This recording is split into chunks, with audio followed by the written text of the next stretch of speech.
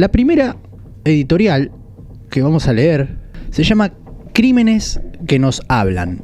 Hay crímenes que duelen por lo que muestran, y hay otros que duelen más por todo lo que tapan. Esta noche vamos a hablar de dos tragedias distintas, pero que nos dejan la misma sensación.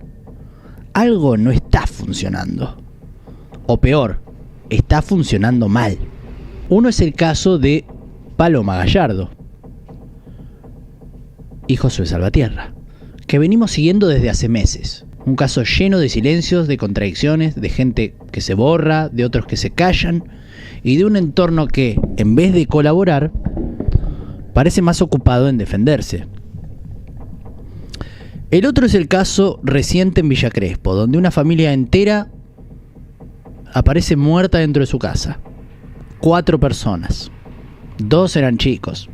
Aunque todavía no hay una versión definitiva, todo apunta al asesinato seguido de quitarse la vida. Un horror que también expone algo: el colapso silencioso, la angustia que nadie ve o que nadie quiere ver.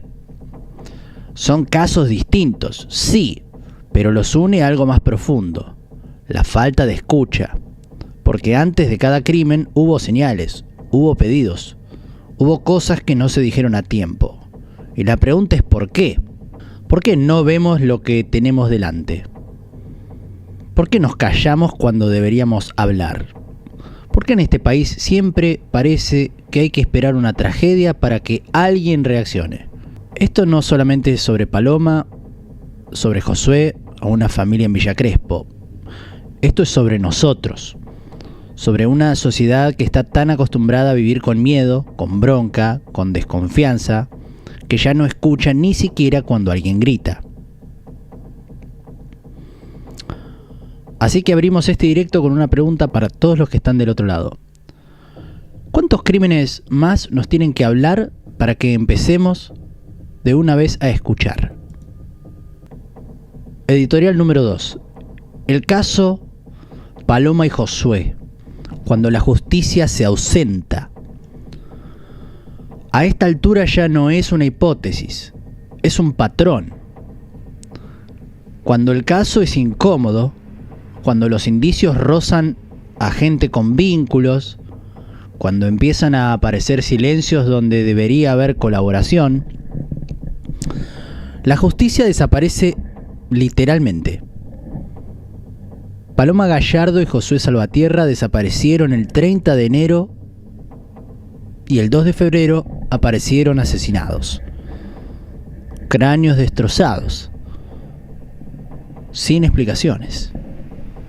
Y desde entonces el tiempo no trajo respuestas, solo trajo más dudas, más contradicciones, más actitudes sospechosas, especialmente del entorno de Paloma.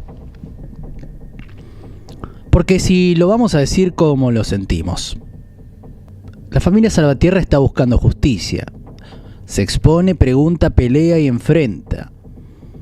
El otro entorno, el de Paloma, responde con evasivas, discursos inconsistentes y un silencio que cada vez pesa más. El doctor Carlos Diegues, abogado de la familia Salvatierra, señaló públicamente que podría tratarse de un crimen de odio, cometido con una violencia desmedida y por más de una persona. Y eso no lo dijo al pasar. Lo dijo en base a las pericias, hechos y sobre todo en el ensañamiento que tuvo este doble homicidio. Y sin embargo, ¿qué hace la justicia? Poco, nada claro. Las pericias se demoran, las medidas se dilatan y los principales elementos del entorno que deberían ser investigados a fondo siguen ahí, sin imputaciones, sin presión. Lo vamos a decir claramente. Si las situaciones estuvieran invertidas, si fuera Josué el que viniera de un entorno con contradicciones, con sospechas, con vínculos dudosos, ya estaría todo definido. Pero como no es así, la causa avanza a media máquina. ¿Cuántas veces más va a pasar esto? ¿Cuántas familias humildes van a tener que soportar del crimen en sí, sino el dolor de la impunidad? La familia Salvatierra no pide privilegios, pide justicia. Y eso en este país parece cada vez más difícil de conseguir. El horror en Villa Crespo. Pasamos de editorial a la editorial 3 y volvemos. El horror en Villa Crespo. Una familia desintegrada en silencio. Hay crímenes que estremecen por lo que pasa. Y hay otros que nos paralizan por lo que revelan. Lo que ocurrió hace pocos días en Villa Crespo no es solo una tragedia familiar. Es una señal de alerta y de abandono. 4 personas aparecieron sin vida dentro de un departamento. Una familia entera. Entre ellos 2 menores de edad. Y aunque la justicia todavía no emitió una conclusión definitiva, la hipótesis que se maneja es brutal. La madre habría asesinado a sus hijos y a su pareja, y luego se habría quitado la vida. Por supuesto, todo esto se investiga, pero más allá del detalle pericial hay algo que ya está claro. Nadie lo vio venir. Y peor aún, ¿alguien lo vio y no hizo nada?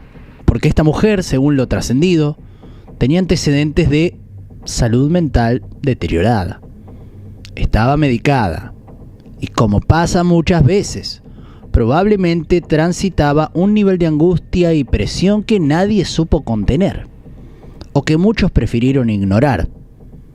¿Cuántas personas viven al borde del colapso, encerradas en su casa, sin red, sin espacio para pedir ayuda, con miedo al juicio ajeno? ¿Y cuántas veces en este país se habla de salud mental después de que pasa una masacre, pero nunca antes? Este caso no es solo una tragedia individual, es una radiografía de lo que está mal, de lo que escondemos, de lo que negamos por costumbre o por comodidad. La pregunta es simple y dolorosa. ¿Cómo puede llegar una persona normal, una madre, una esposa, a cometer algo así? ¿Dónde estaban los que debían contener? ¿Dónde estaban los que sabían y callaron? El horror en Villa Crespo no tiene respuestas fáciles, pero lo que no podemos hacer es mirar para otro lado. Bueno, a ver si anda. Horror en Villa Crespo. Habla la hermana de Laura. Para entender hay que escuchar. Escuchar en medio del dolor inexplicable. Si nos causó conmoción a nosotros, imagínate a ellos. Se cumple una semana del horror.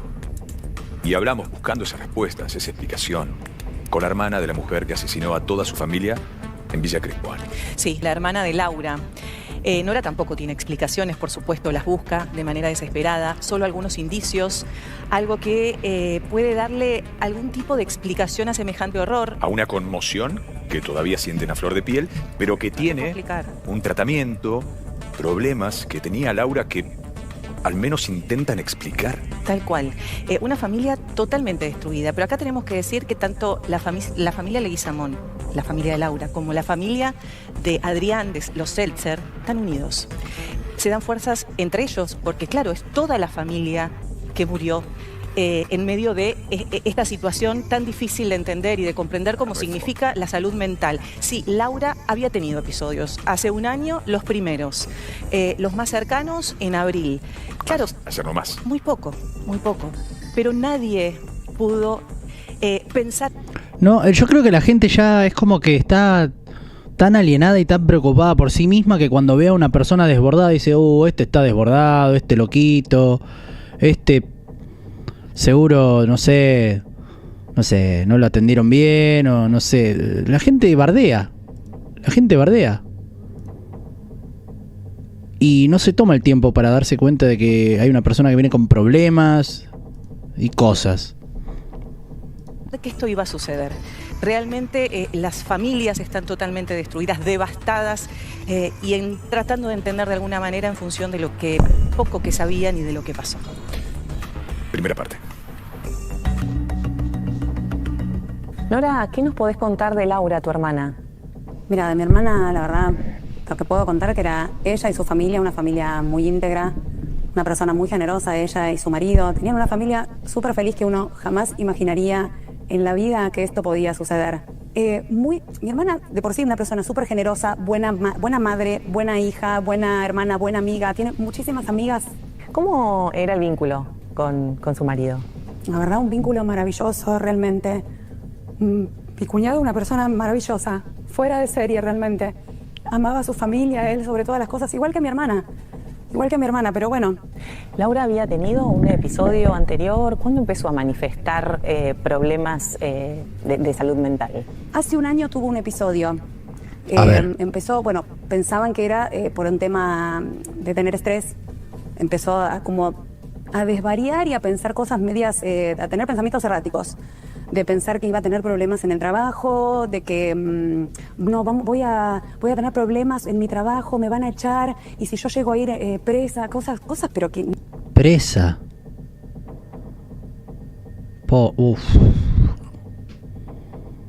Claro. Por eso decía, íbamos a la calle, como desvariando, ¿no? Como paranoia. Tener problemas en mi trabajo, me van a echar, y si yo llego a ir presa, cosas, pero que no tenían nada que ver, porque de hecho mi cuñado se comunica con el dueño de la empresa, de la cual mi hermana hace 30 años que trabaja ahí, y le dijeron que nada que ver, o sea, no, Laura, o sea, mi hermana no de ninguna manera se había mandado ninguna situación rara ni nada. O sea que ahí ya ese fue el primer indicio. ¿Y en ese momento consultaron con algún psicólogo o psiquiatra? Sí, habían consultado con un equipo de psiquiatras y bueno, y estuvo tomando medicación mi hermana y después empezó a estar bien. Durante un año estuvo bárbara, ningún drama. Dijimos, bueno, buenísimo, ya está, pasó. Había quedado como que era estrés, listo, todo bárbaro. Y ahora antes de las Pascuas empezó a tener de nuevo problemas. Me llama mi cuñado y me dice, mira, que volvió a tener Laura una situación como la otra vez, pero más leve. Esta vez es más leve. No hay nada que hacía prever este desenlace. A ver. Mi hermana y después empezó a estar bien. Durante un año estuvo bárbara, ningún drama. Dijimos, bueno, buenísimo, ya está, pasó. Había quedado como que era estrés, listo, todo bárbaro. Y ahora antes de las Pascuas empezó a tener de nuevo problemas. Me llama mi cuñado y me dice, mira, que volvió a tener Laura una situación como la otra vez, pero más leve. Esta vez es más leve. Claro, como dijeron, no, ahora ya le pasó, pero más leve, ya debe haber aprendido a manejar sus emociones. Ay, Dios. No hay nada que hacía prever este desenlace. A ver, antes que nada, ¿por qué habla así a media luz? Sí, Nora Contraluz. habla a contraluz porque no por vergüenza, y lo aclara. Ella tiene miedo a las reacciones de la gente, de los vecinos, de la gente que no los conoce. Son una familia que en el barrio vive ahí desde hace más de 50 años, todos lo conocen, muy queridos. Y de hecho, cuando estábamos ahí, muchos lo saludaban. Pero claro, hay muchos que otros no. Y las reacciones, sobre todo en redes sociales, se hicieron sentir en los últimos días y tienen miedo por eso. Decíamos, hace un año, Laura era una persona como cualquiera de nosotros, sin ningún tipo de problema. Sí. Y de pronto hay un episodio, pero después Claro. parece superarlo hasta las Pascuas. Sí. Casi un año bien. ¿Y ustedes cuánto dura un duelo? Son casi como duelos estas etapas de aprendizaje, ¿no? De la vida. Perfecto, perdonen, quiero... ahí está. Para que lo veamos un poquito más acá. Y lo que podría hacer es poner el chat, ¿no? Como en los viejos tiempos.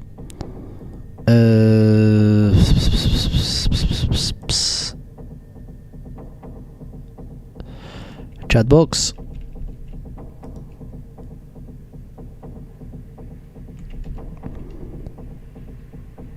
Ahí está. Ahí tendrían que empezar a aparecer los mensajes ahora arriba, ¿no? Ahí está. Ahí está. Arrepiéntete, Rodo. Oh, Dios. Che, gracias por acompañarme en este stream que estoy haciendo de prueba, porque estoy probando programa nuevo, nueva tecnología. Así que, bueno, los duelos son difíciles de superar. Totalmente. En ese segundo episodio lo relata Adrián mucho menos intenso y como que lo había podido controlar Laura. Así se lo relató Adrián a Nora. De hecho, yo le pregunté, ¿lo hablaste con tu hermana? Sí, pero lo había minimizado Laura, como que no había sido algo tan intenso como hace un año atrás. Y realmente nadie hacía prever este tipo de reacción de Laura, por supuesto. Pero sí, ¿no? El hecho de hablar de la salud mental hoy es algo que los preocupa y mucho a toda la familia. Y lo dice en esta segunda parte. Creo que ella misma minimizó la situación y en estos casos yo creo que de una persona, lógicamente, estás enfermo de la cabeza y haces cosas insanas. Empezás a querer manejar situaciones que son inmanejables, tratás de que el otro para que no se preocupe, porque debe ser muy difícil para una madre de familia hacerse cargo de que estás mal de la cabeza. Mi hermana no pudo con eso porque siempre fue la super Laura. Mi hermana fue la super Laura. Creo que cargar con eso, con las expectativas ajenas, es también todo un tema. ¿Tuvo un diagnóstico? No lo sé. Yo tampoco, o sea, eran una pareja, son personas grandes, personas adultas y personas que siempre manejaron las cosas de la vida de muy buena manera. Entonces, yo confié. Todos confiamos. Que es muy duro despedir a toda una familia, que es mi familia. Mi hermana nunca le hubiera hecho daño a mis sobrinos. Y en honor a mi hermana, me gustaría aprovechar también que para muchas personas que quizás están atravesando este tipo de situaciones, que presten atención, que acompañen a esa persona. Obviamente que siento una culpa, que digo, ¿cómo no fui capaz de entender que podía tener esta magnitud de esto? Creo que esto está bueno que se abra el debate para que se generen políticas de salud mental, porque esto no debe volver a pasar. O sea, esto me partió al medio, la verdad, la situación, porque teníamos una familia hermosa, una familia maravillosa y ahora, bueno... Dios... Esto se rompió con todo, el corazón nos rompió, se desarmó, se desintegró una familia, así, increíblemente, ¿no? Ha pasado una semana nada más, mañana según una semana. Sí. No despertás todavía ese horror infinito. No, y sabes que nos mostraban fotos, videos de todos los veraneos compartidos, de la vida compartida, porque además los nietos muy presentes en la vida familiar de los papás de Laura, iban todos los una vez por semana, los domingos iban a comer asados. Es ese trato cotidiano de familia que por supuesto ya no está más y no va a estar más, es lo que hoy lloran. Y por supuesto está también esta cuestión de las culpas, ¿no? De qué no pudimos ver, qué no pudimos acompañar, pero cuán importante es hablar de estos temas, ¿no? Porque estar atento, hay que estar no minimizar. Lo que pasa es que ella describe una persona que tuvo un episodio. Es que ahora, sabiendo estas cosas, es como cuando siempre que pasa una masacre se pone en boca de todos, ¿no? Salud mental, salud mental, salud mental, pero pasa también por un poco cómo somos como personas, porque si no estamos dispuestos a sacrificar un poco de nuestra impaciencia y ansiedad para escuchar al otro y tener una conversación donde el otro pueda canalizar un poco cómo se siente, nunca va a cambiar esto, porque siempre se le va a pasar a alguien. Si uno naturaliza el malestar del otro, se va toda la mierda. Es preferible quedar pesado diciendo che estás bien todo el día o algo así, que después andar lamentando hechos. Es un poco una mezcla y es muy complicado de balancearlo. Primero un neurólogo, después un psicólogo con un psiquiatra. Psicólogo y psiquiatra tiene que haber siempre. Tiene que ser como ir al cardiólogo y al neumonólogo. Por lo menos en un mundo que ya dejó de ser tan físico y pasó a ser más mental, ¿no? Hay sobrecarga de información permanente en todos lados. Es muy difícil vivir, básicamente. El simple hecho de vivir es sufrir. Neurólogos y psiquiatras deberían trabajar en forma conjunta. Sí, no estaría mal.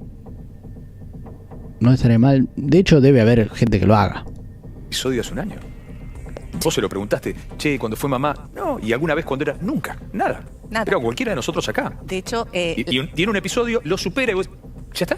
Claro, ¿Ya porque está? aparte había tenido contención, atención médica, psiquiátrica, había estado contenida y tratada. Entonces, todos pensaron que había sanado Laura en ese sentido.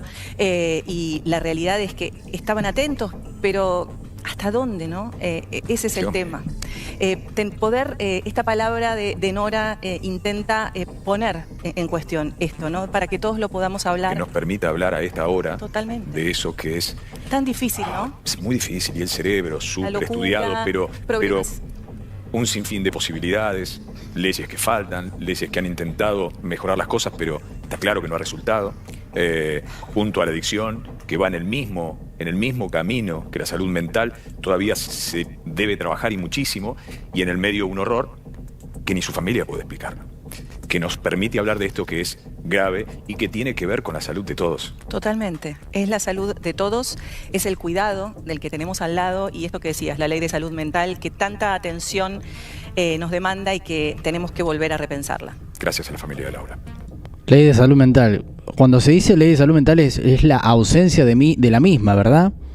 Les pregunto qué opinan sobre ese tema, porque yo desconozco bastante la jurisdicción del mismo, ¿no? O jurisprudencia se dice, no lo sé. Desconozco cómo es el marco legal de la ley de salud mental, así que les aprovecho este momento donde voy a ir a buscar el té para pedirles su opinión. ¡Ay, la perinola! Luego de la última imagen en la que se ve a los chicos, después de que cruzan el puente, no se los ve más y a partir de ahí es todo incógnita. Para los forenses y los peritos no se puede determinar el arma que usaron, no se puede determinar dónde los atacaron, no se puede determinar un montón de cosas. Así que vamos a lanzar varias hipótesis de lo que podría haber pasado una vez cruzaron el puente. Es todo con potencial, todo en potencial, ¿sí? ¿Ahí se escucha mejor? Vamos a tocar temas medio duros, pero desde el respeto, porque la idea es aportar, ¿sí? No alimentar el morbo ni nada que se le parezca. Primero vamos a recapitular el recorrido, pero solamente desde el lado después de que los chicos cruzan el puente. Acá lo tienen. Después de que los chicos cruzan el puente, ¿sí? Vamos a volver. No se olviden, este es el campito donde encuentran los cuerpos de los chicos. Ahí, a ver. Una vez que cruzaron el puente, vamos al Street View. Vamos a volver por acá para que se ubiquen. Seguramente ya lo tienen totalmente memorizado. Los chicos se los ve cruzar por acá. La última imagen es de una cámara del otro lado. De los chicos se los ve cruzar por acá y dirigirse hacia abajo del puente. Esta parte ya la conocen bien. Perdón. Esta parte ya la conocen bien. Esto es calle... Diagonal Constancio Vigil, sigue hasta Luján. Es todo un recorrido largo. Acá es donde se lo ve a Josué con su papá y lo toma el camión del Street View.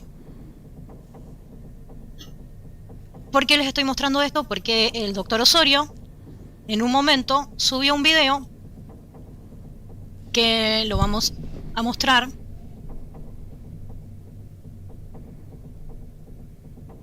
Acá. Gente, ¿cómo están? Yo soy el doctor Aníbal Osorio, soy el abogado de Paloma, de la familia de Paloma Gallardo. Yo quiero mostrarles el predio denominado El Campito, el interior de este predio. Ahí estamos viendo, fíjense que era un lugar abandonado. Yo le voy a bajar la voz al doctor Osorio porque como lo adelanté un poquito para no tener problemas con el copyright de YouTube, parece que hablaran ardillitas, pero bueno, no es intencional, es solamente porque acelera el video. Acá el doctor Osorio justifica que lo que les pasó es porque se metieron por esta zona.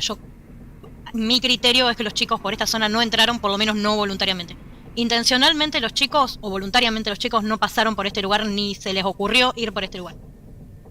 Yo creo que siguieron por derecho por Vigil hasta llegar a Luján para rodear y entrar por el otro lado. No creo que los chicos hayan ido voluntariamente por ese lugar. Nadie en su sano juicio iría voluntariamente por ese lugar. Yo creo que los chicos los interceptaron después del cruce del puente. Claro. ¿Sí? Ok. Lo vamos a ver aquí. Los chicos cruzan el puente, se los ve por última vez cruzando este puente en sentido contrario, o sea, lo vamos a ver, lo vimos por última vez yendo en esta dirección. Claramente los chicos no ingresan por acá porque no daría la lógica. Para mí los chicos se fueron por esta parte. Y en esta parte, en Diagonal Constancio Vigil, donde posiblemente los interceptan. Si se metieron a campo traviesa por el campito, no fue voluntariamente. los interceptan y los meten para dentro del campo, o podría existir la posibilidad que los haya interceptado un auto. Aquí pasa un auto porque es claro que la camioneta o el camioncito del Street View puede pasar, así que es claro, más adelante hay una autopatrulla, una camioneta patrulla, que por acá transitan vehículos. Aparte se ve en el tamaño, acá está Josué con su papá y se ve claramente el tamaño de la calle. Esta calle desemboca en Luján, es todo campo, es todo descampado, hacia un lado y hacia otro. Si los chicos gritaron, corrieron o intentaron defenderse, es muy probable que nadie los haya escuchado. Pero el perito Vázquez dice que no hubo signos de defensa, no hubo nada que indique que hubo un intento de defensa por parte de los chicos. Lo vamos a escuchar en una entrevista que tuvo Ezequiel Vázquez con la psico de TikTok.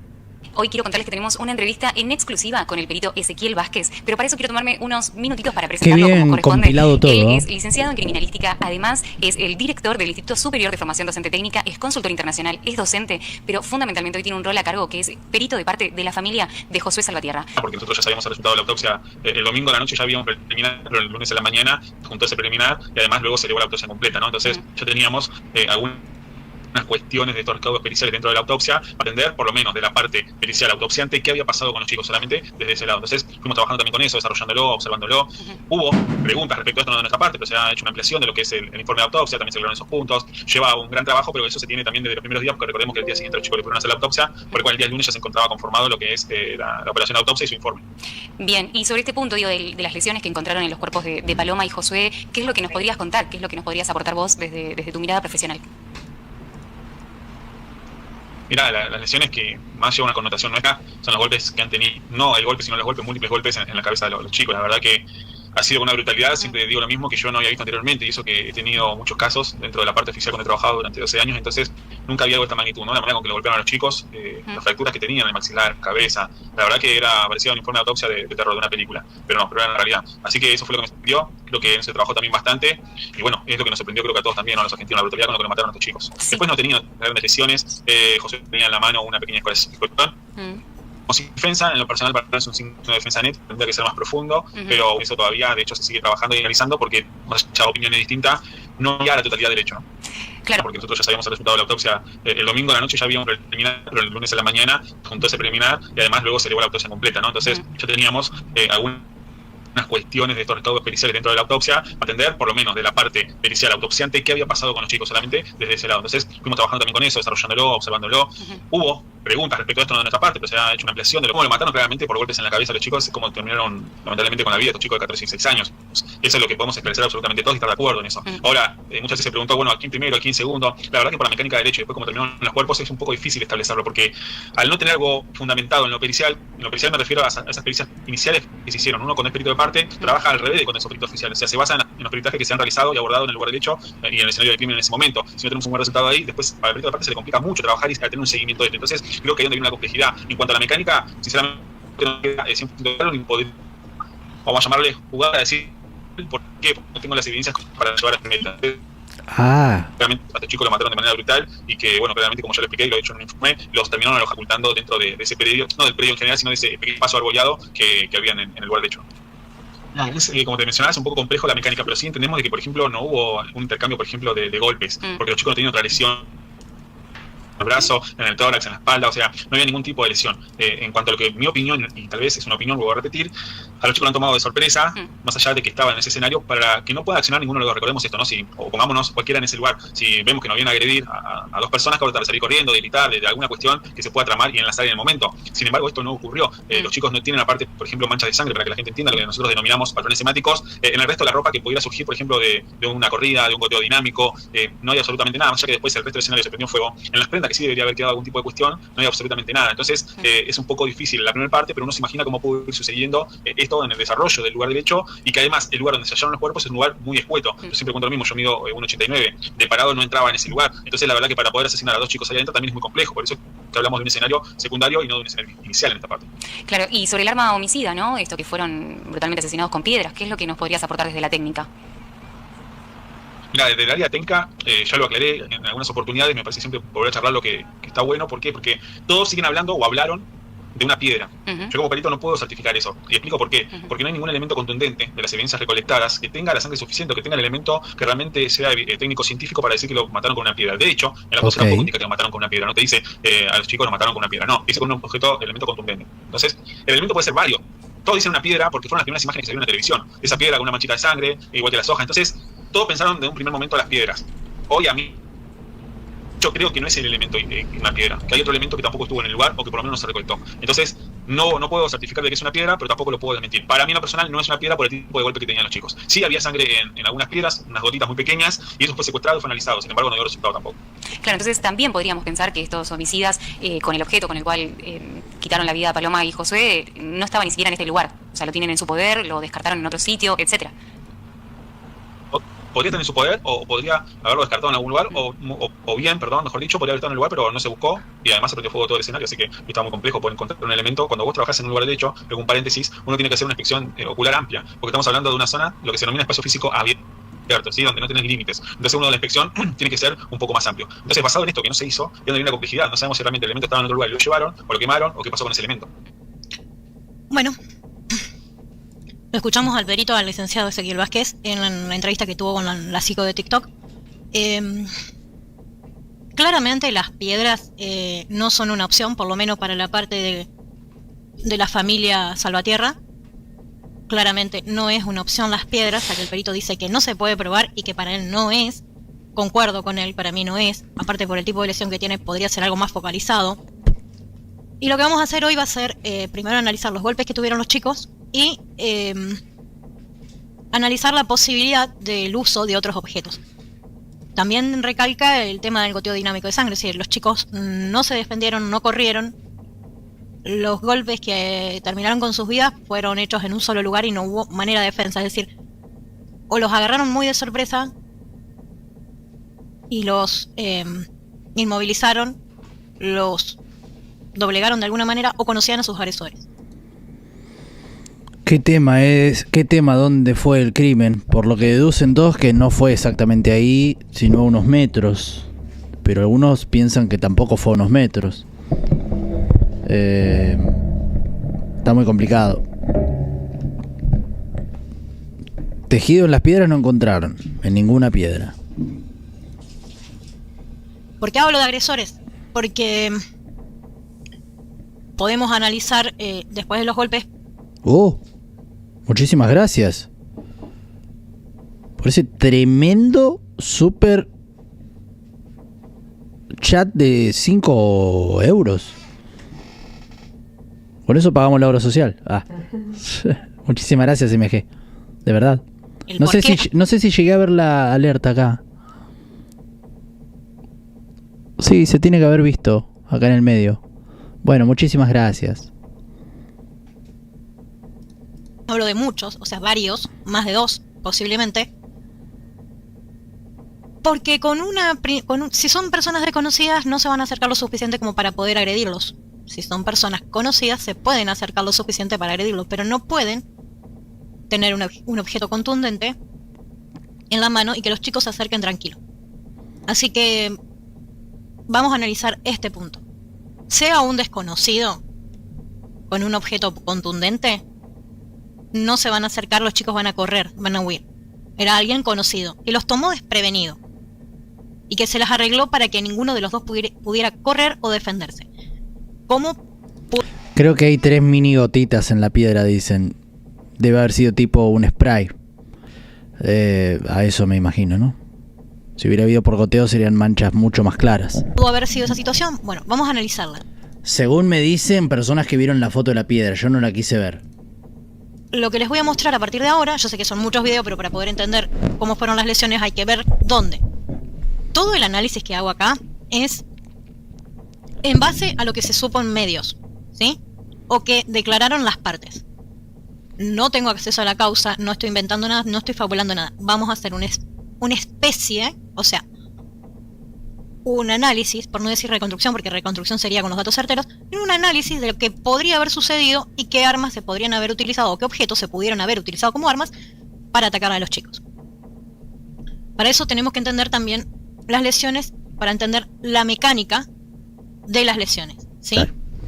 Veamos las lesiones. Y obviamente en base a los datos que arrojó cada una de las autopsias, te vamos a contar con Jorge dónde y cómo fueron los golpes que recibieron tanto Josué como Paloma. 14 y 16 años, golpes que lo llevaron a ambos Mirá qué laburo, no lo había visto. a la muerte. Empezamos por Josué, la radiografía de un macabro crimen.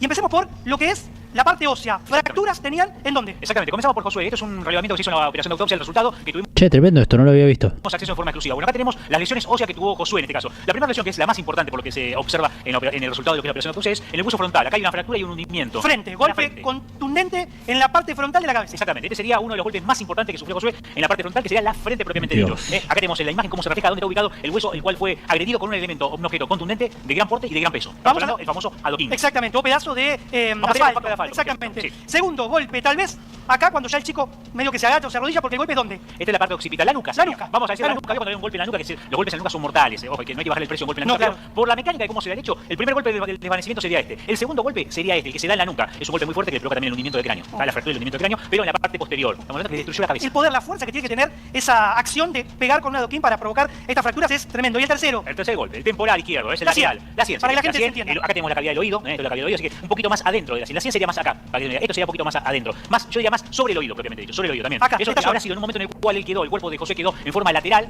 quedó ya desvanecido. Ya posiblemente ya en el piso le siguieron pegando. Exactamente. Sería un tercer golpe que se dio en el momento en el cual estaba desvanecido ya sin vida, porque no arroja que sea un golpe en vital. Claro, así, este es el tercero. Y el último. Y el cuarto del último golpe, que sería también un golpe muy importante. No, es muy fuerte, esto me hace re mal, boludo. En esta parte me mata, boludo, esto. El primero, en la región frontal, es en el parietal derecho. Acá, esta parte. Exactamente. Toda esta parte. Este golpe y este golpe podrían ser de una misma acción. Estamos hablando de 3 golpes. En la parte frontal, vamos de vuelta acá, permiso, director. Primer golpe en la frente. Segundo golpe en la nuca. Y tercer golpe sería este que abarca dos huesos muy importantes. Toma esto y toma esto. Es ahí que venimos con el famoso, la hipótesis, la teoría del uso del adoquín, el pedazo de mampostería compacta. Estamos hablando de que sería un pedazo de cemento como el que se rompe cuando hacen un arreglo en una calle. Bueno, algo muy similar a eso. Tan grande que ocupa los dos huesos. Estamos hablando de parietal. Ahí voy a discrepar, voy a frenar un poquito, porque para que se rompan los huesos, los dos huesos de eso, la cabeza tiene que estar en una posición medio incómoda, porque los planos de esos dos huesos forman un ángulo de 90 grados. Entonces, lo más probable para que ocurra que por el peso de un golpe se rompa también el otro hueso, es decir, el temporal izquierdo, rompen el temporal izquierdo que es arriba del oído. A ver, voy a agrandar mi pantallita un poquito para que ustedes vean el movimiento que estoy haciendo. A ver, sé que no se ve bien, acá me ven, sí. Este es el temporal izquierdo. Y este, acá atrás, a ver si me ven acá, un momentito, ahí está. Y acá arriba, atrás, está el parietal derecho, ¿sí? Me van a ver al revés porque estoy en la cámara, pero esta es mi mano derecha. Y este es el izquierdo.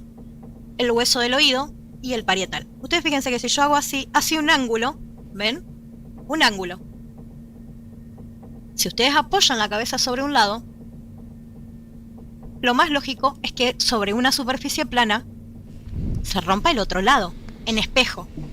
Si por romperle este lado, este lado, se te rompe acá arriba, es porque esta parte estaba apoyada sobre un ángulo de 90 grados. Ok. Es decir, estaba la cabeza apoyada en el piso, paralelo al piso estaba el temporal izquierdo, paralelo al piso estaba el temporal izquierdo, y el parietal derecho estaba apoyado en un ángulo de 90 grados. Es como si tuviera la cabeza apoyada en el piso y el parietal derecho apoyado contra una pared, ¿sí? Como el paredón del campito, por ejemplo. Suponiendo que fue en el piso. O pudo haber sido en el baúl de un auto. Para que se rompa de esa manera, podría ser que la cabeza estuviera apoyada contra algo que formara un ángulo, a ver, ahí, de 90 grados, ¿sí? Un ángulo de 90 grados, un ángulo recto, una esquina. El ángulo que se forma entre el piso y la pared. La parte del parietal apoyada sobre la pared, por eso cuando le dan en el temporal, o sea, arriba del oído, por el mismo peso, la misma fuerza, se rompe del otro lado, que es la altura del parietal. Pero eso estaría apoyado sobre la pared. Es mi hipótesis, ojo, me puedo equivocar. Siempre tengan en cuenta que son hipótesis, ¿sí? Vamos a seguir con el video. y el Pampa, temporal. es algo así de grande, más o menos. Que Directamente hacia abajo. Pesa entre 3 y 5 kilos. O sea, ¿Entendés? totalmente. Arrojado desde una altura, por ejemplo, de 1,50 m, provoca la fractura y el hundimiento tranquilamente de cualquier otro hueso. Esta es la parte ósea. Ahora vamos a las heridas que tenía ya. Obviamente son golpes en la cabeza. Quien sufre es el cerebro, ¿no? Bueno, acá hablamos de herida contuso cortante. ¿Por qué digo contuso cortante? Porque tenemos el contuso del golpe, el cimbronazo. ¿Y cortante por qué? Porque cuando se efectúa el golpe. Un adoquín de 3 a 5 kilos desde 1,70 m de altura es caída libre. Créanme que no le hubiera roto solamente esos 2 huesos. Hubiera cruzado el umbral de presión intercraneal necesaria para reventarla. Disculpen, pero lo tengo que decir así. Le hubieran reventado la cabeza. Hubiera sido mucho peor. En el cráneo se astilla el cráneo, se rompe el cráneo, la cavidad craneal, y los propios huesos del cráneo efectúan el corte o la punzación en el cerebro. Acá tenemos la primera imagen que observa que tiene la herida en el parietal derecho. ¿Dónde fueron los golpes? O por lo menos el tercero. Estamos hablando de este, claro. Y este, mirá, este mismo golpe, que es uno solo, refleja la grave lesión que provocó en el parietal derecho del cerebro. Y obviamente el de la nuca. Exactamente. El segundo golpe. El segundo golpe que observamos sería el de la nuca. Son 2 golpes que provocaron un daño irreversible en el cerebro de Josué, y lo vemos reflejado en las placas de las heridas óseas, juntamente con las heridas neurológicas al cerebro propiamente dicho. Y ahora la radiografía de Paloma. Ahí hacemos el análisis en base a lo que se arrojó el resultado de la operación de autopsia de Paloma, lo que son las heridas y fracturas óseas. Bueno, acá vemos el primero, que es el hueso temporal izquierdo y derecho. Los dos costados. 2 golpes. 2 golpes. ¿Qué puede ser? Que haya sido un golpe, ¿no es cierto? Se haya recuperado, o se haya girado ella misma y haya habido un segundo golpe. Y estos golpes no Pero serían, los dos costados. claro, estos golpes no serían lo que provocaron el deceso. Estos golpes fueron en forma vital. Lo que te aturde, lo que te atonta, lo que te desmaya. Exactamente. El knockout, ponele, por así decirlo. Claro, hablando de boxeo. Hablando de boxeo, el knockout sería esto. Pero lo que sí podía ser tranquilamente vital sería el golpe del hueso occipital, la nuca. Bueno, recuerden la foto que te mostramos hace un ratito. Blureada, todo cuidado. La chica está boca abajo. Bueno, posiblemente ese golpe haya sido en esa posición, Vamos a está hacer tirada. sí, una pequeña descripción para por lo menos que entiendan cómo estaba la escena del homicidio, este doble homicidio. No voy a poder dormir bien hoy. Paloma estaba boca abajo con las manos así. Ese golpe fue acá. Significa que fue el golpe del remate. El golpe del remate fue con el cual le terminan de quitar la vida, porque ahí ella queda como desvanecida y las manos, yo le voy a explicar esto a la audiencia para que entienda, las manos están por sobre la cabeza. Como que en algún momento se quiso recuperar, incorporar, pero ese golpe la terminó de matar. ¿Y qué pasa? Hay un efecto reflejo en el cuerpo, que cuando el cuerpo recibe la muerte, se contraen los músculos. ¿Qué hace ella? Arranca la tierra y cierra los puños. Seguro, Acá hago un paréntesis. Arranca la tierra y cierra los dedos. ¿Ustedes recuerdan cuando surgió el tema de que a Paloma le faltaba una uña y cómo enseguida salieron a justificar de que se le había quebrado en la casa? ¿Por qué no secuestraron esa uña para comprobar si hay fibras? Para comprobar si realmente se quebró en circunstancias normales, como a cualquiera de nosotros se nos puede quebrar una uña. O si no se quebró durante ese proceso de el último movimiento que tuvo Paloma. Que ese último agarre en la tierra no haya sido en la tierra, sino en la prenda de los atacantes. No estoy acusando a nadie, estoy haciendo una suposición. Y que cuando se dieron cuenta de que les había quedado la uña de Paloma, salieron a justificar por qué la tenían o por qué les faltaba la uña a Paloma. ¿Por qué no se secuestró esa uña? ¿Por qué nadie pidió el secuestro de esa uña? Último en la parte ósea. Claro, todo el maxilar inferior. Bueno, este pudo haber sido el efecto residual de este golpe. Claro, la caída. El efecto residual del golpe. Este igual de la nuca y le rompe el maxilar inferior contra el piso. Claro, eso para mí, o sea... Sí. Salvo que estemos enfrente de, no sé, de un perro rabioso con el tamaño de un humano. Y vamos a la herida contuso cortante, que es No lo que sé, estamos. no sé ni qué decir. Ya no me anda el... No sé qué decir. El hueso ingresando al cerebro. En este caso, parietal izquierdo, se efectúa el hundimiento del cráneo, la fractura del cráneo y en consecuencia el astillamiento y el ingreso del hueso a lo que sería el cerebro, el parietal izquierdo. Esto es la piedra en cuestión que levantaron con sangre del lugar. Esta es la piedra en cuestión que levantaron con sangre del lugar. Lo que tiene esta piedra es que es sangre por goteo y no es sangre porque haya salpicado. Sí, claro. La diferencia es... ¿Acá están hablando de la piedra? A ver. La diferencia de la piedra es que es sangre por goteo con sangre del lugar. Esta es la piedra, el cerebro, el parietal izquierdo. Esto es la piedra en cuestión que levantaron con sangre del lugar. Esta es la piedra en cuestión que levantaron con sangre del lugar. Lo que tiene esta piedra es que es sangre por goteo y no es sangre porque haya salpicado. Sí, claro. Ok, bueno, Doc, acá dicen al revés a como le dije yo. La diferencia es, por contacto, la diferencia es que en el salpicado, justamente lo que Gastón, en el salpicado es que lo mataron en el lugar y salió sangre para todos lados, y en el goteo es que arrastró los cuerpos. Claro, está más o menos, eso es claro, sí, para los que tienen esto. Y la otra foto, que... Acá vamos a parar. Esa es la piedra que secuestraron. En un momento Osorio, creo que lo tengo, ya lo voy a comprobar, dice que pesa 1,3 kg, ¿sí? Primero en Crónica habían dicho de 3 a 5 kilos. 3 a 5 kilos es mucho, gente. Es un envidón de agua mineral de 5 kilos. Sí, no, se aplasta directamente. El agua pesa 1 litro al kilo. O sea, 1 kilo, 1 litro, perdón. Pesa 1 kilo 1 litro. Es decir, un bidón de 5 litros es un volumen de agua. Si bien en una piedra, al ser más compacta, al ser más densa, tiene menor volumen, es difícil maniobrar y tener la fuerza suficiente para atacar con una piedra que no la podés agarrar bien y atacar a una persona. Es difícil de maniobrar una piedra para atacar a una persona. Y no sería una, porque supuestamente son varios atacantes. Entonces todos estaban muñidos de piedra. Es medio vidrioso el tema de las piedras. La verdad que para mí no fue con piedra, para mí fueron con varios objetos.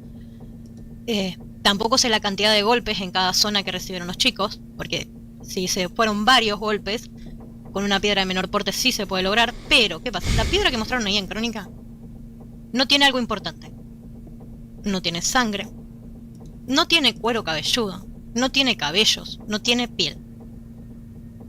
Para poder considerarla como arma que le provocó la muerte de los chicos, tendría que tener algo de eso. Esa piedra estaba prácticamente limpia. Muy probablemente no haya sido con una piedra. No lo puedo afirmar porque no tengo ni la pericia, ni la causa, ni la autopsia, nada. Solamente estamos haciendo hipótesis.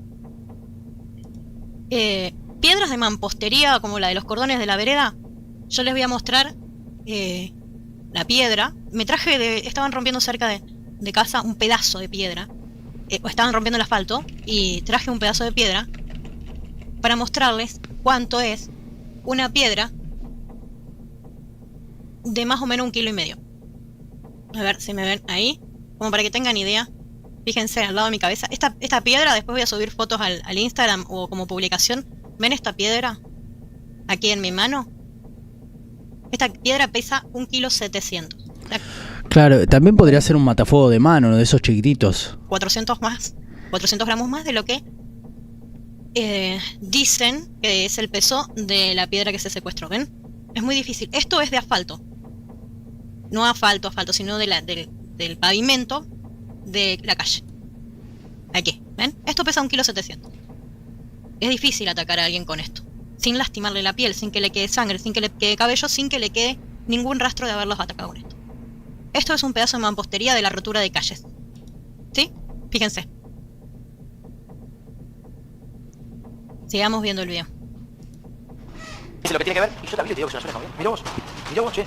Manuel, estamos viendo acá, Esa es para los que no saben que es esta foto, es la espalda de Paloma. Esa es la espalda de Paloma. No, le voy a decir sincero, la huella de la zona es muy similar. Yo corté la foto, pero igual no se puede mostrar la foto completa. Está claro, ¿no? Por una cuestión de respeto. Esto es, la cabeza de Paloma está acá, esta es la espalda. Lo que tiene acá es, se puede llegar a ser un piedrito que pisa, y vos con esto podés tener talle, altura y hasta peso de la persona. Para un segundo. La cabeza de Paloma está acá. Sí. Bueno, entonces la tiene pisada, Fede. Bueno, la tiene pisada, es así, si la cabeza está acá, comisario no sé si consigue, pero la tiene pisada totalmente. Lo que no sé, Fede, ¿es esto está dentro de la causa o Mira, a mí me pasó lo siguiente. Sí, cómo no va a estar dentro de la causa. Pero obvio. ¿A Paloma la pisaron para rematarla? Te voy a contar un cuento. Dale. Está la investigación sobre la pericia posterior a encontrarse los cuerpos. Es un informe. Sí. Dentro del informe alguien lo revisó y dijo, pero pará, esta foto tiene algo. ¿Qué tiene? Esta foto no tiene nada. No, mirá la foto. Tiene una pisada. ¿La remera de Paloma existe? Existe todo, pero no revelá. No fue como que dentro de la foto hay otra foto hablando de la pisada. Alguien hizo zoom y dijo, che, pero no vino la pisada. Se lo puede decir en ingreso, se lo comió. Esa pisada no estaba en la causa, lo dijo Vázquez en otra entrevista. La verdad que no me voy a poner a hacer todos los recortes para probar que lo que digo. Seguramente lo habrán visto a Vázquez decir que la pisada está ahí. Esta parte, me voy a checar porque no lo van a ver, pero dice temporal. Ahí está mejor. Un poquito, chiquitita ahí. Es para que nos ubiquemos. ¿Dónde está en cada hueso? Che, lo vamos a tener que hacer por cuotas esto, porque son varias partes y duran como 1 hora. Yo les pido a ustedes que si quieren que sigamos haciendo esto, comenten, sí, Rodo, está bueno, dejen un like, lo que sea. Hoy fue un directo muy beta. Los parietales, los que le decía de acá atrás, fíjense en la posición con respecto de un lado y el otro, ¿no? Las lesiones de Josué. La primera lesión dicen que es en el hueso frontal. Yo creo que sí, porque eso te aturde bastante. Y lo suficiente como para producirle un hundimiento. No tengo en claro, porque unos dicen una cosa, otros dicen otra, que el hundimiento se haya dado en la parte frontal. Puede ser. Pero suponiendo que en todas las lesiones hubo hundimiento, que tuvo 1 o 2 por lo menos hundimientos de cráneo, esto te aturde, te deja inconsciente.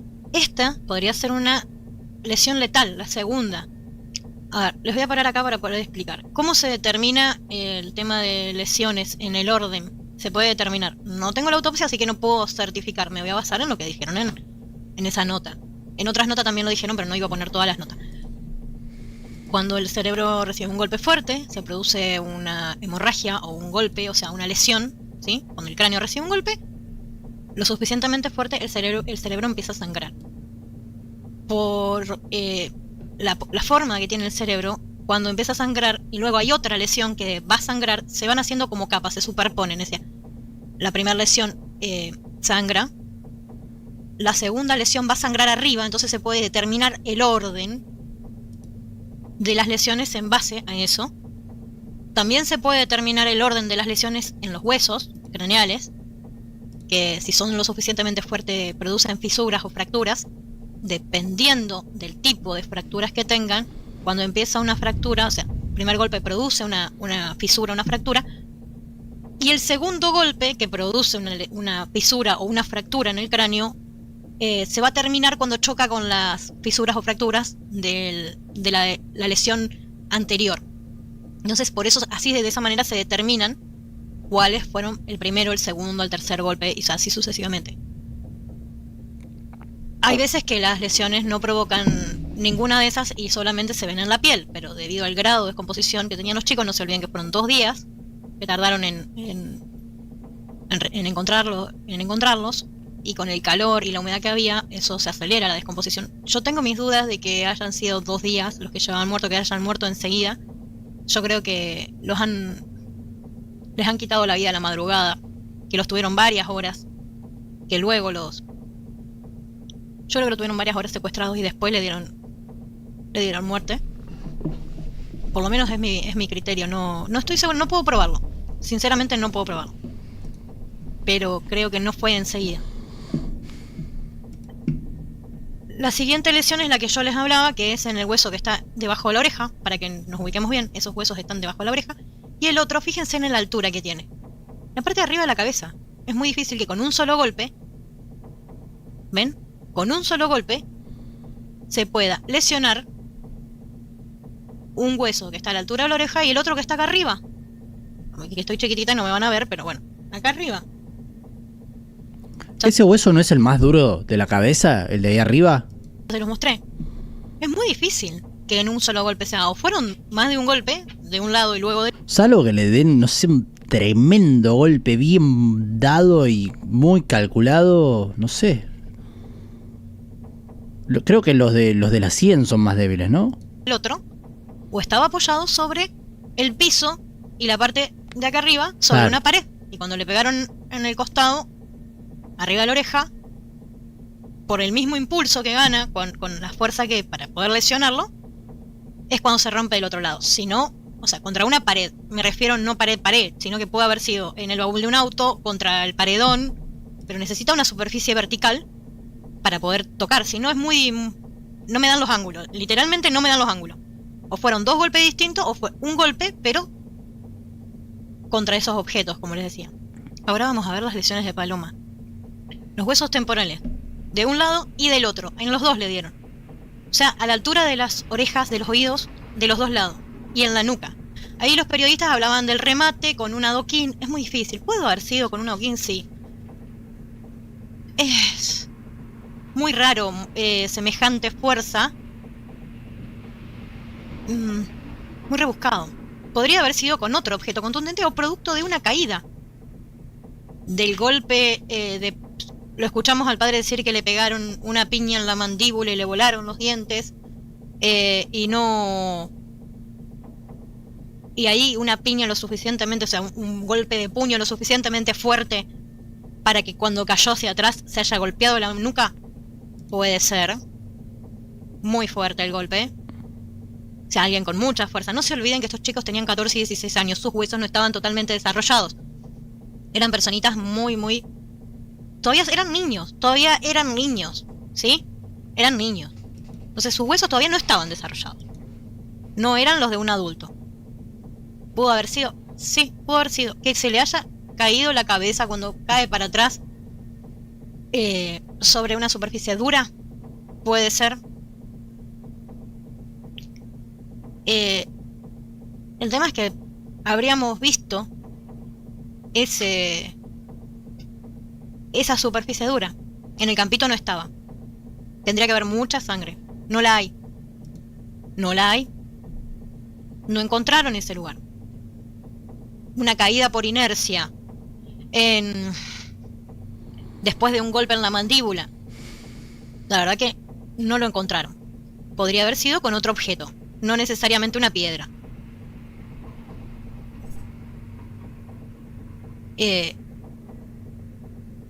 No podemos estar seguros. No estuvimos ahí, no podemos estar seguros. Pero son las variables.